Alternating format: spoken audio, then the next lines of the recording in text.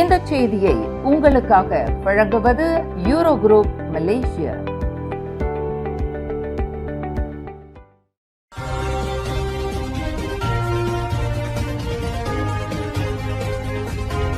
வணக்கம். திசைகளின் 5 மணி செய்திகள். ஜூன் 1 முதல் புதிய மை கார்டு பழைய அடையாள அட்டையை மாற்ற அவசரம் வேண்டாம். நாட்டில் வரும் ஜூன் 1ஆம் தேதி முதல் மேம்படுத்தப்பட்ட புதிய மை கார்டு அறிமுகப்படுத்தப்பட உள்ளது. இருப்பினும் பொதுமக்கள் தங்கள் கைவசமுள்ள பழைய அடையாள அட்டைகளை உடனடியாக மாற்ற வேண்டிய அவசியம் இல்லை என்று உள்துறை அமைச்சர் doctor Shri Saifuddin Nasution Ismail தெரிவித்துள்ளார்.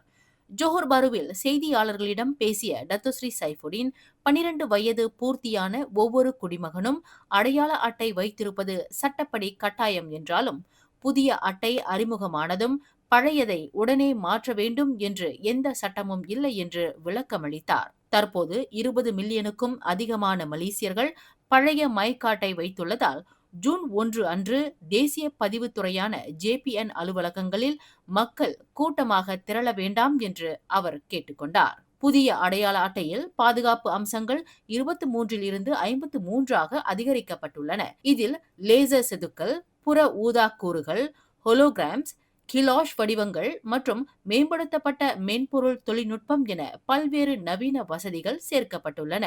மக்களின் பழைய மை கார்டு சேதமடைந்தாலோ அல்லது தொலைந்து போனாலோ மட்டுமே மாற்றுவது குறித்து யோசிக்கலாம்.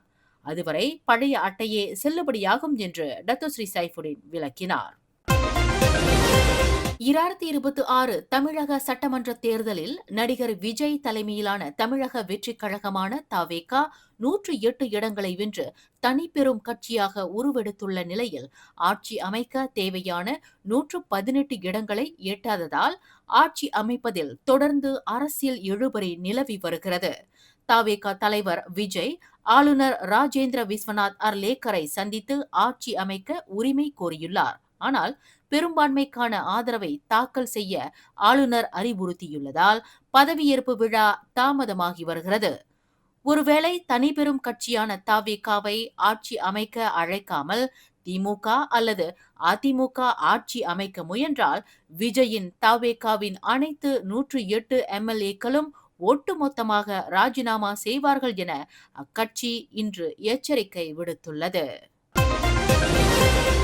மலேசிய இந்திய உருமாற்ற பிரிவான மித்ரா இந்திய சமுதாயத்தை சேர்ந்த சிறுவர்கள் தரமான ஆரம்ப கல்வியை பெறுவதை உறுதி செய்யும் நோக்கில் புரோகிராம் செல்லே மடானி எனும் சிறப்பு திட்டத்தை அறிவித்துள்ளது. மடானி அரசாங்கத்தின் இந்த முன்முயற்சியின் கீழ் குறைந்த வருமானம் பெறும் B40 இந்திய குடும்பங்களைச் சேர்ந்த 4 முதல் 6 வயது வரையிலான சிறுவர்களுக்கு கல்விக்கான நிதியுதவி வழங்கப்பட உள்ளது. இத்திட்டத்தின் சிறப்பு அம்சங்கள்: பாலர் பள்ளி கட்டணம் மாதம் 150 ரிங்கிட் வரை நிதியுதவி, காலை உணவு உதவி மாதம் 80 ரிங்கிட் வரை நிதியுதவி. இந்த அரிய வாய்ப்பை பயன்படுத்திக் கொள்ள தகுதியுள்ள பெற்றோர் மற்றும் பாதுகாவலர்கள் வரும் 2026 மே 20ஆம் தேதிக்குள் விண்ணப்பிக்குமாறு கேட்டுக் கொள்ளப்படுகிறார்கள். விண்ணப்பிக்கும் முறை: ஆர்வம் உள்ளவர்கள் அதிகாரப்பூர்வ விண்ணப்ப படிவத்தை மித்ராவின் படிவ இணைப்பின் வாயிலாகவோ அல்லது விளம்பர சுவரொட்டியில் உள்ள QR குறியீட்டை ஸ்கேன் செய்தோ தங்களின் விண்ணப்பங்களை சமர்ப்பிக்கலாம் என்று மித்ரா வெளியிட்டுள்ள ஒரு அறிக்கையில் தெரிவித்துள்ளது.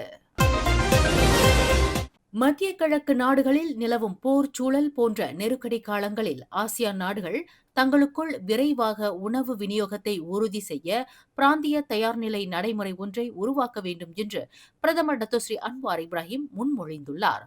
பிலிப்பீன்ஸ் செபுவில் இன்று வெள்ளிக்கிழமை நடைபெற்ற 48வது ஆசியான் உச்ச மாநாட்டில் உரையாற்றிய டாக்டர் ஸ்ரீ அன்வார் எரிசக்தி தட்டுப்பாடு காரணமாக உரங்களின் விலை மற்றும் போக்குவரத்து செலவுகள் அதிகரித்து உணவுப் பொருட்களின் விலையேற்றத்திற்கு வழிவகுப்பதாக எச்சரித்தார். அரிசி கையிருப்பு மட்டுமின்றி உர பாதுகாப்பிலும் ஆசியான் நாடுகள் ஒத்துழைக்க வேண்டும். பெட்ரோலிய பாதுகாப்பு உடன்படிக்கையை விரைவுபடுத்த வேண்டும்.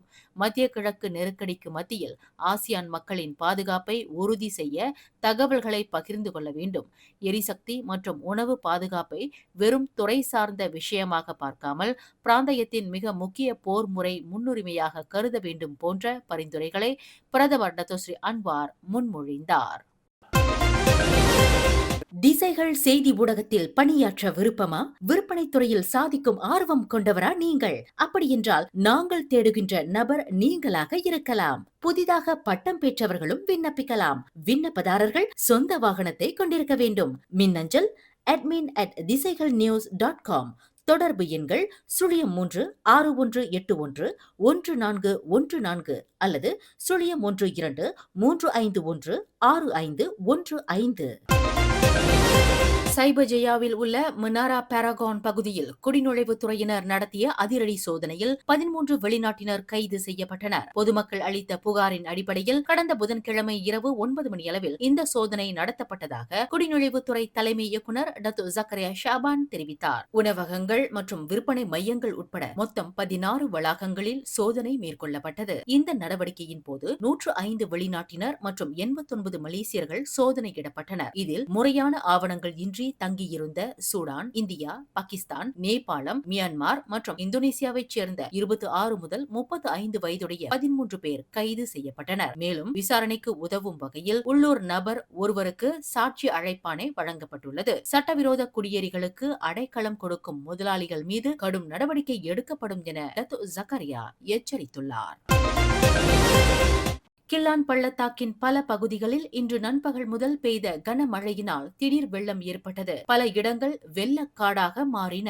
அம்பாங், மேரு, சத்யா அலாம் மற்றும் கில்லான் ஆகிய இடங்களின் சாலைகளில் வெள்ள நீர் சூழ்ந்திருந்ததால் கடும் போக்குவரத்து நெரிசல் ஏற்பட்டுள்ள நிலையில் ஸ்லாங்கோர், ஜோஹர் உள்ளிட்ட 7 மாநிலங்களுக்கு மலேசிய வானிலை ஆய்வு மையம் இடியுடன் கூடிய மழை பெய்ய உள்ளதாக எச்சரிக்கை விடுத்துள்ளது. இந்த திடீர் வெள்ளப்பெருக்கு வாகனமோட்டிகள் மற்றும் பொதுமக்களின் இயல்பு வாழ்க்கையை பாதித்துள்ளதாக தெரிவிக்கப்பட்டது.